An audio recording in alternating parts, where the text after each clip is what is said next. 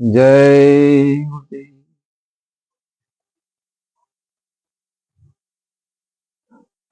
परम पुरुष गुरुदेव जी, जय गुरुदेव नाम। अलख अगम की पार में स्वामी तुम्हें प्रणाम। कोटि कोटि करु वंदना, अरब खरब प्रणाम। चरण कमल बिसरू नहीं, जय गुरुदेव नाम। आज का ये सत्संग है कि प्रथम आषाढ़ मास जग छाया।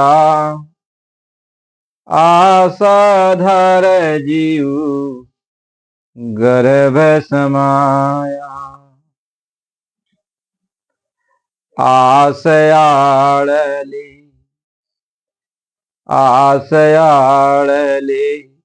जीव भुलाया। आसयाड़ले जीव भुलाया। घर को भूला,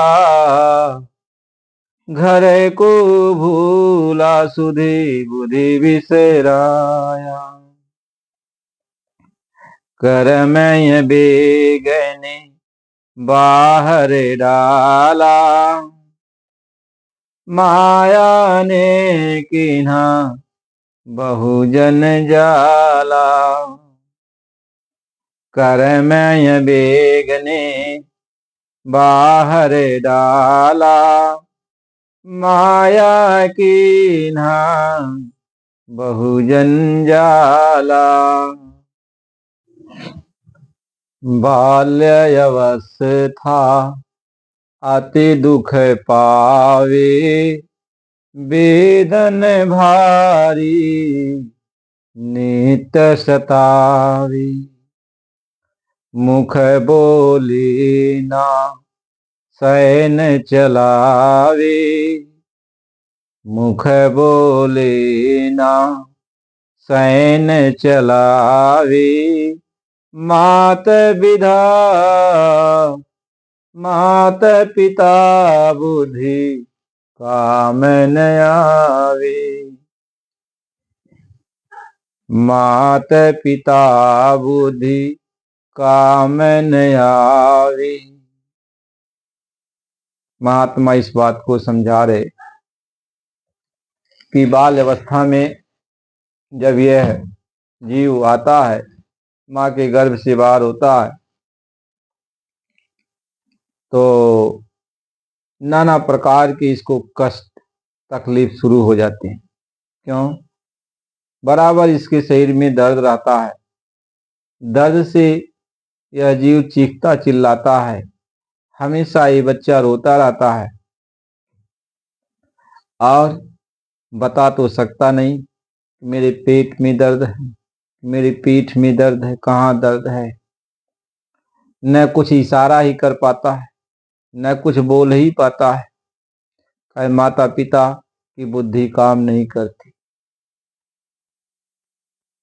कह दुख कुछ है आवे, सधी कुछ करही। उलटे पलटे संताप दयहि। अब उस समय बच्चा को दर्द कुछ और है, दवा कुछ और दी जाती है।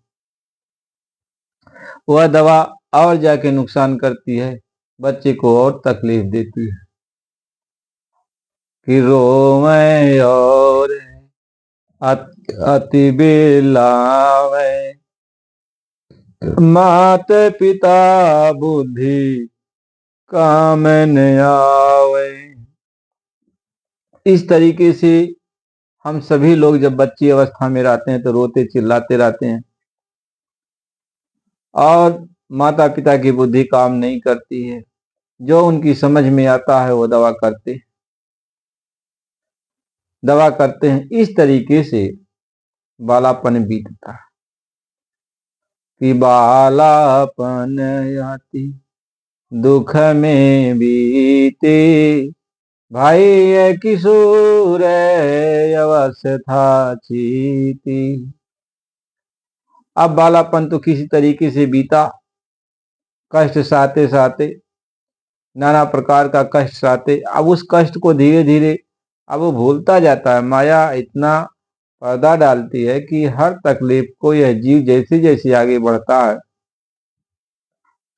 ये भूलता जाता है, हर तकलीफ को भूलता जाता है। जब बालापन इसका बीत जाता है, किशोरापन आ जाता है।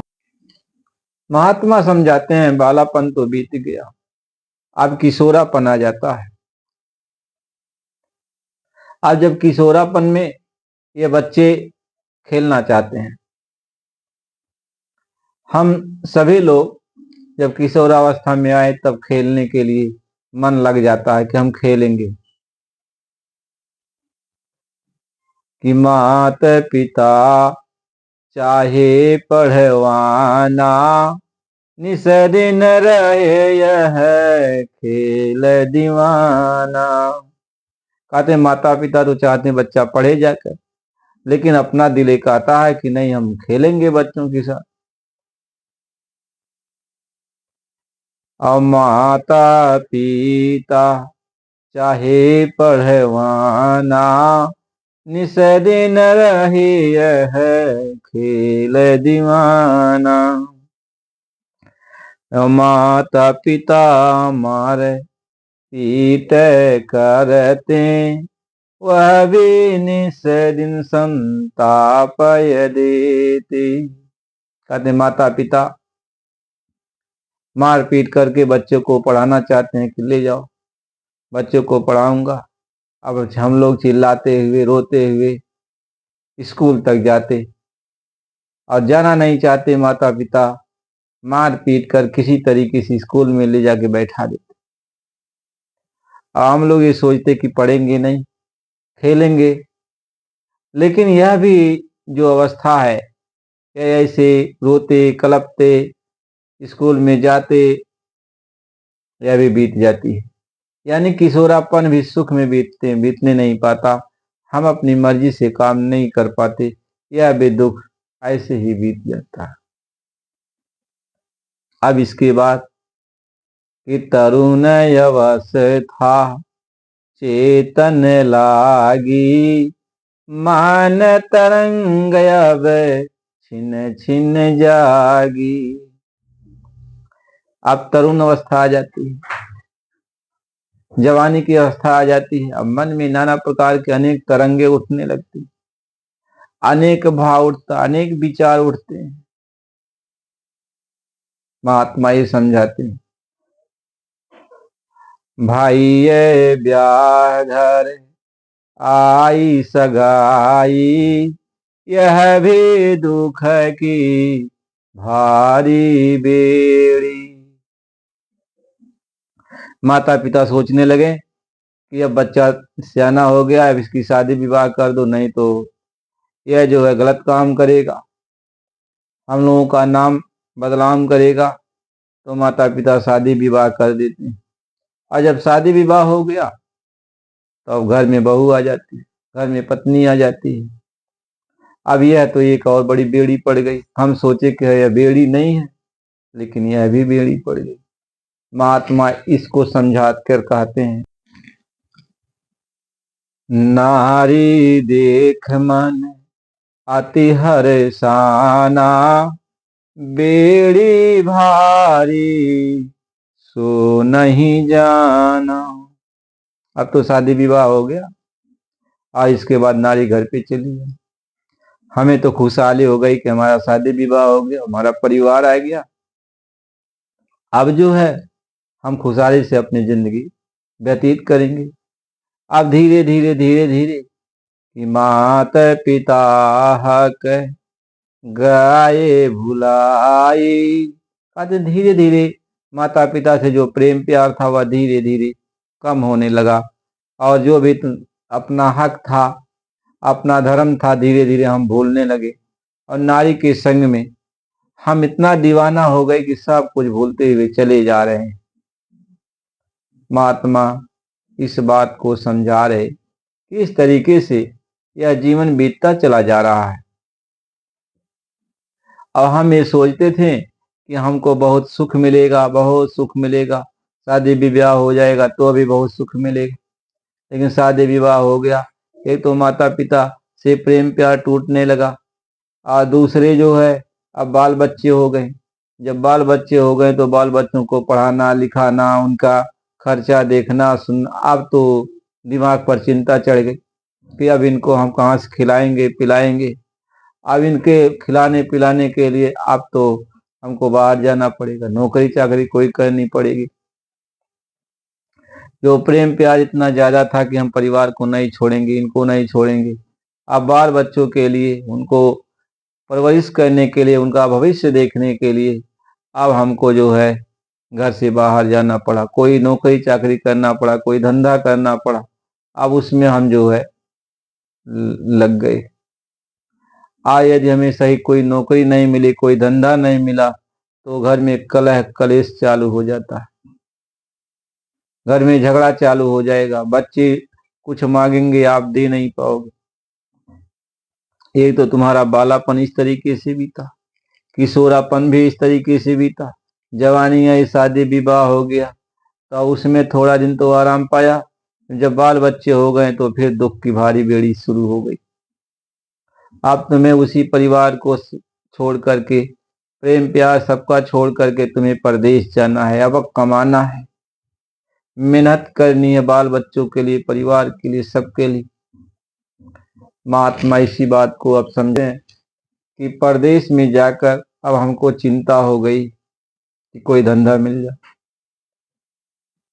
कै फिकर पड़ा उदम का जब ही, आदर दर भात की मैं अब तब ही। अब उद्यम का, नौकरी चाकरी का फिकर पड़ गया तो जगह जगह जा करके अब हम भटक रहे हैं कि इनके यहाँ काम धंधा मिल जाए, उनके यहाँ काम धंधा मिल जाए, इस कंपनी में जॉब लग जाए, नौकरी मिल जाए। यहाँ नाना प्रकार का अब सोच चिंता चढ़ गई। स्वान समान करी गति अपनी, धन का सुमिरन धन का जपनी। अब एक कुत्ते की तरह हालत बन गई, जैसे कुत्ता रात दिन अपने भोजन की चिंता करता, ऐसे अब हमारा रात दिन यही चिंता हो गई कि कहाँ से कैसे धन मिल जाए, कैसे कमाऊं, कहाँ से ले आऊं, कौन सा धंधा करूं, कौन सी नौकरी करूं, कहाँ जाऊं पैसा कौड़ी ज्यादा मिले तो हमारा सुख सुविधा आराम। नाना प्रकार का चिंता चल, यह भी ये दुख चालू हो गया। महात्मा समझाते हैं इस तरीके से जीव जन्म से लेकर जवानी अवस्था जैसे भी आई, थोड़ी समय तो सुख मिला, लेकिन इसके बाद जैसे बाल बच्चे हुए तकलीफ में अब फिर वह शुरू हो गया। फिर तकलीफ चिंता उसको सताने लगी, नाना प्रकार के, और प्रेम प्यार सबका छूटने लगा।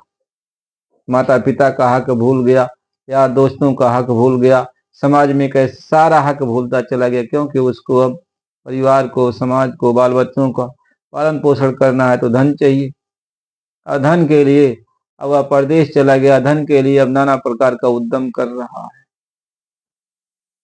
अब उसका मन चिड़चिड़ापन हो गया, सारा प्रेम सारा भाव परिवार से था, माता पिता से, सबका छूटता चला जा रहा है।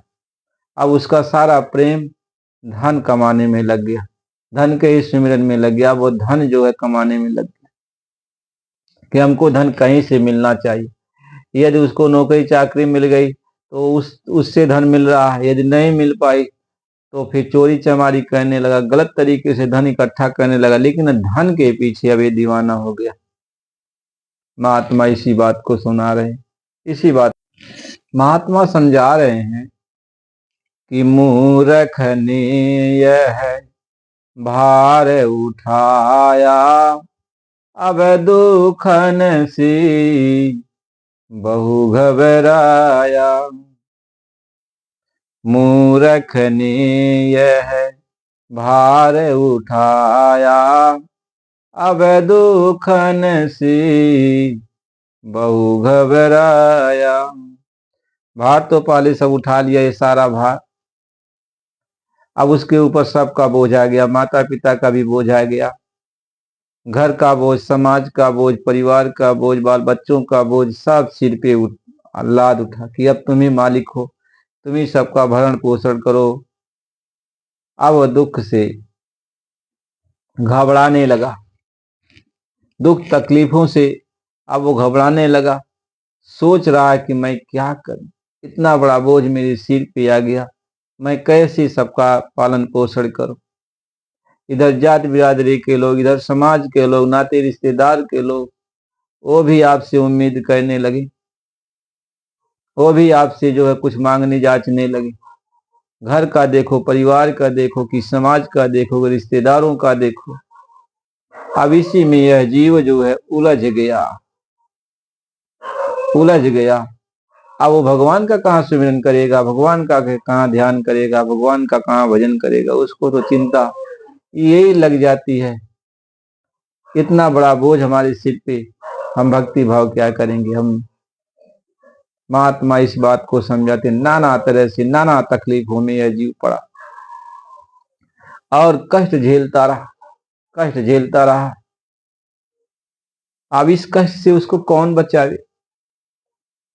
कोई महात्मा यदि आ जाता है, कहता भैया साथ संगत थोड़ा कर लो, थोड़ा सत्संग में बैठो, कहा हमको भैया टाइम नहीं, इतना बड़ा बोझ परिवार का, समाज का, घर का, बाल बच्चों का, स्त्री का, माता पिता का, नाना प्रकार का, घर बनवाने के लिए और कुछ काम करने के लिए, सब चारों तरफ से चिंता रात दिन सताती है कि धन कहाँ से इकट्ठा करूं, धन कहाँ से ले आऊं, धन कैसे प्राप्त कर लूं, कैसे हमारा ये काम पूरा हो जाए। और उसी चिंता में डूबा रहता है। अब वो सारा प्रेम खत्म। स्त्री सोचती है कि पति आएगा, प्रेम प्यार से बात करेगा, प्रेम प्यार से रहेगा। बच्चे सोचते हैं कि पापा आएंगे, प्रेम प्यार से बात करेंगे। लेकिन पापा को चिंता तो धन कमाने की लग गई कि धन कहाँ से आएगा। प्रेम चला गया, बाल बच्चों का से भी प्रेम खत्म हो गया, पत्नी से भी प्रेम खत्म हो गया, माता पिता से भी प्रेम खत्म हो गया। अब प्रेम उसका धन कमाने में लग गया, धन कहाँ से ले आऊं। जब भी बैठेगा सोचेगा, धन की चिंता में डूबा रहेगा, इसी चिंता में वो पड़ा रहेगा कि धन कहाँ से ले आऊं। महात्मा इसी बात को समझा रहे हैं आगे। कहें भर मत फिरी सुख के कारण, सुख नहीं मिला हुआ दुख दारुण।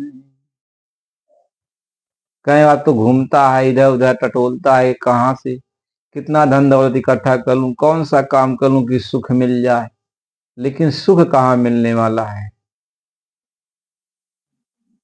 कहीं किए अपने पर बहु पछतावी, अब बुद्धि कुछ काम न आवे। अब अपनी पहली वाली बात सोच सोच कर पछताता है कि यदि हम ऐसा नहीं किए होते तो ऐसा नहीं होता, ऐसा नहीं किए होते तो ऐसा नहीं होता, हमें ये काम नहीं करना चाहिए था।